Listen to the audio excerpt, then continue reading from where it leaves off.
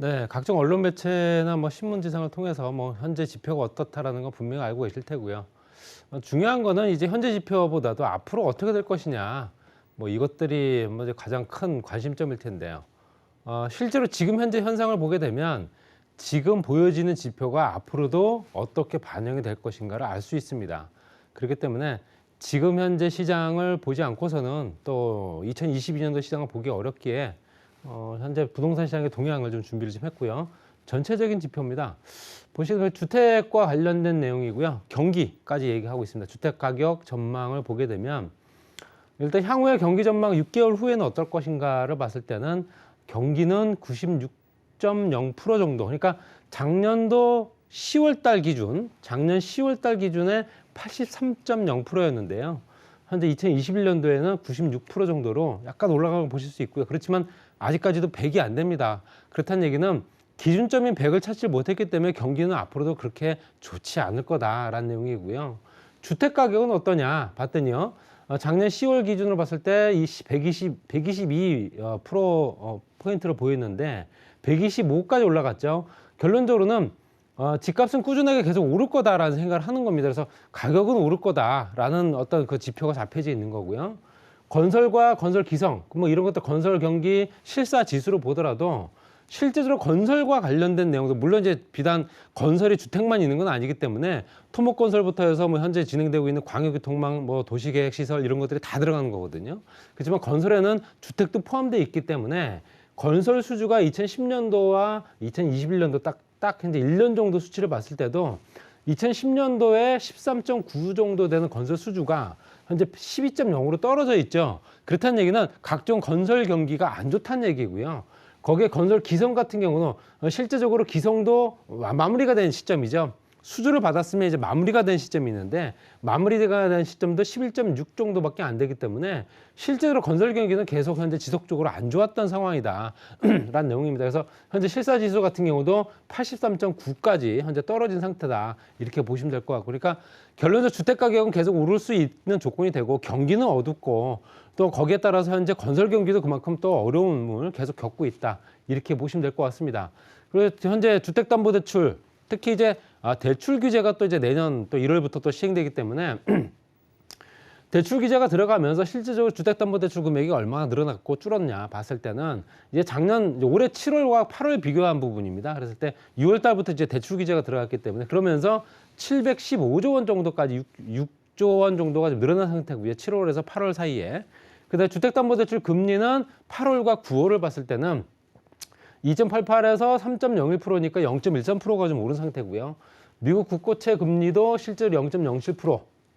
그렇지만 부동산 시장 소비자 심리는 좀 떨어진 편입니다. 그래서 9월과 10월 봤을 때는 127포인트에서 118.9까지 떨어진 상태지만 그래도 여전히 100을 넘고 있다. 이렇게 보시면 될 것 같고요. 그렇지만 주택담보대출 금액과 관련된 내용들 보게 되면 주택담보대출 받은 사람들이 금리, 이자를 내는 부분, 또 연체라는 부분도 있겠죠. 봤을 때는 실제적으로 현재 2021년도 9월 달까지 봤을 때 평균 715조 원 정도가 이제 주택담보대출 금액인데요.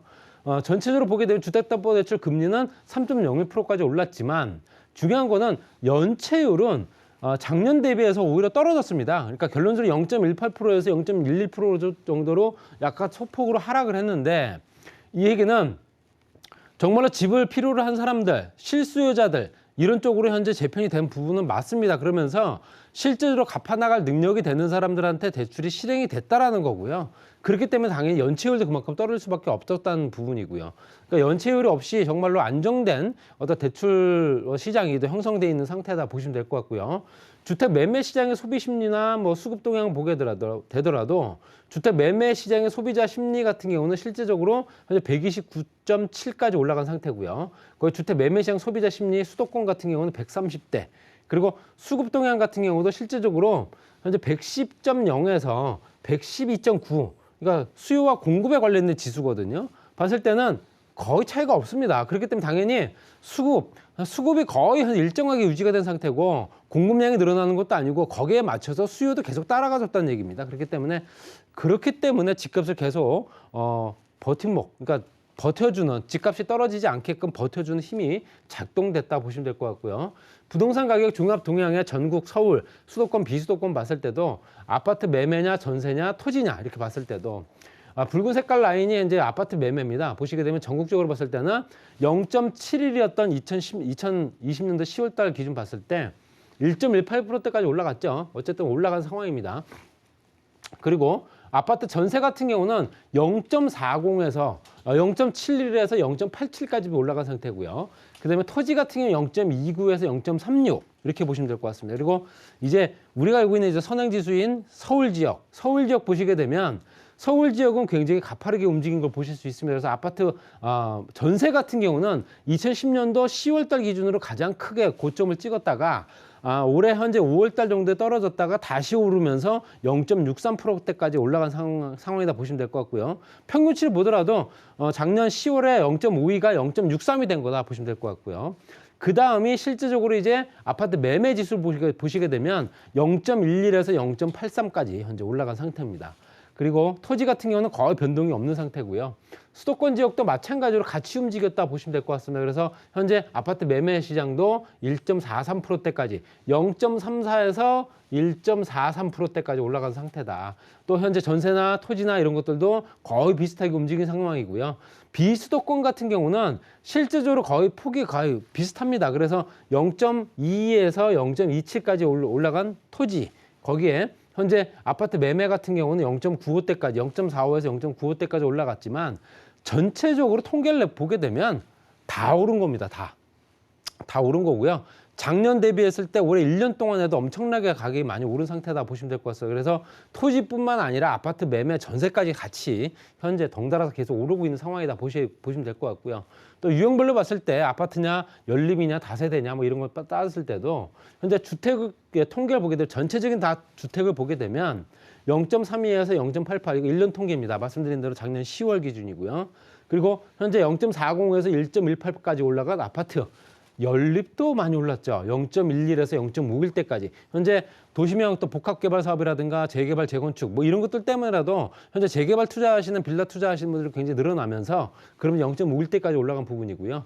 단독주택 같은 경우도 실질적으로 0.25에서 0.24니까 거의 변동폭은 없습니다. 그렇지만 현재 연립주택 같은 아파트를 변모가 되기 쉬운 어떤 다세대 주택이나 이런 것들이 대부분 다 가격이 월등히 올라갔다는 얘기는 수요가 아파트보다는 실제적으로 이쪽 지역으로 많이 집중이 됐던 현상을 나타내고 있다 보시면 될 것 같고요.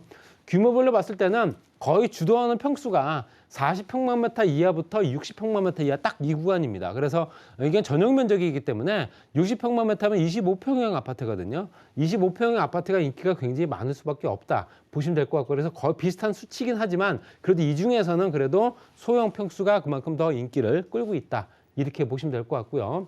또 그와 반해서 주택의 규제가 많이 들어가니까 오피스텔, 대한주택이라고 하는 오피스텔로 현재 매매 수요가 많이 몰리면서 현재 그래프가 춤을 춥니다. 보시게 되면 수도권 지역 같은 경우는 현재 전체로 0.04, 0.05에서 0.42대까지 올라간 거고요.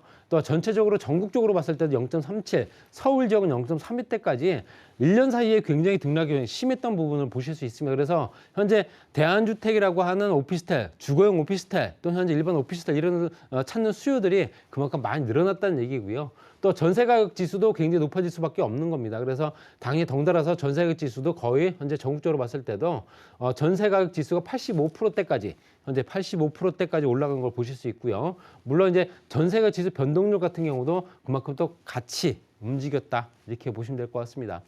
오피스텔 같은 경우도 평형대가 어떠냐 봤을 때는 가장 인기 있는 평형대 매매 가격 지수 변동률인데요. 매매가 많이 이루어진다는 얘기는 인기가 많다는 얘기겠죠. 그래서 111.3을 찍은 85평방미터 초과.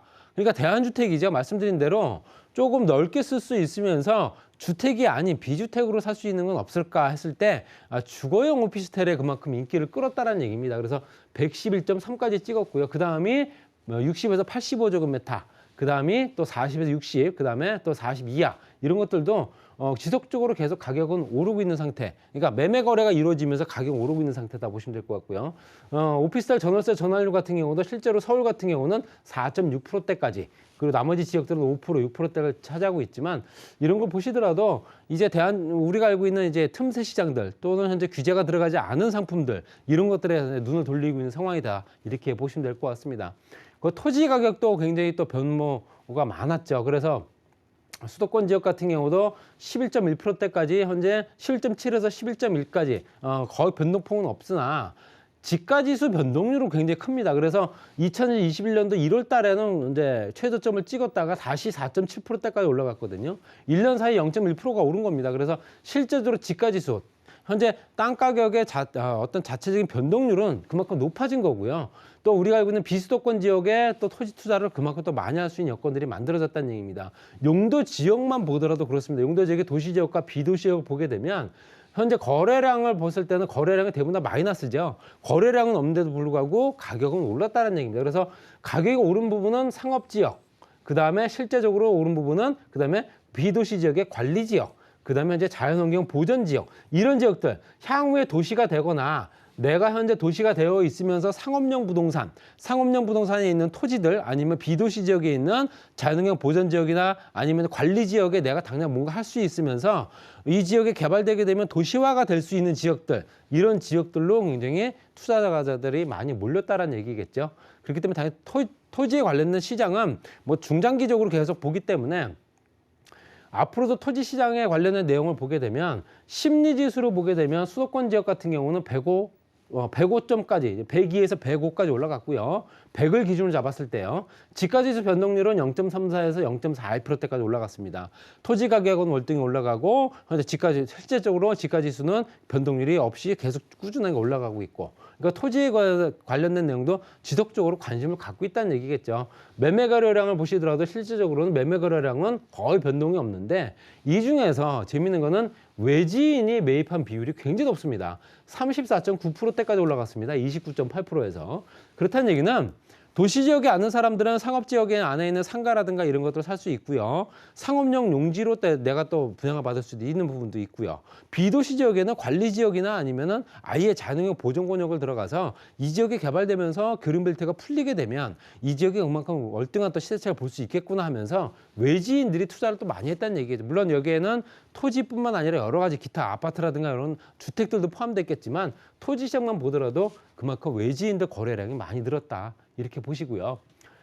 실제적으로 가격을 전망하게 되면 현재 전월 대비해서는 현재 주택가격 전반지수는 14.1%가 좀 떨어지긴 했습니다. 물론 자금 확보가 안 되기 때문에 대출 규제로 들어가서 또 이제 관망세로 돌아섰긴 했지만 국지적 지역으로 중심으로 또 상승을 한다, 뭐 하락하는 지역도 있고요. 그렇지만 자금 확보 문제 때문에 집값이 떨어지는 게 아니고요. 실제적으로 갭 투자 부분에 있어서 다주택자에 관련된 세제 어떤 규제 때문에라도 집을 더욱더 구입하기 어려운 부분도 있었지 않을까 말씀드리고 싶고요. 전월 대비 13.8% 떨어진 부분은 수급 불균형 때문에 그럴 수 있다. 또 불안정성 확대에 따른 관망세로 상승폭은 축소됐으나 현재 수급 불균형 때문에 상승은 예상된다, 이렇게 됩니다. 결론적으로는 상승이 될 수밖에 없다. 내년에도 집값이 오른다라고 얘기하는 부분은 여러 가지 지표가 나와 있는 부분을 통계적으로 봤을 때도 그렇습니다. 그렇기 때문에 앞으로도 지속적으로 부동산에 또 투자에 관심을 가지시는 게 맞지 않을까, 이렇게 정리하겠습니다.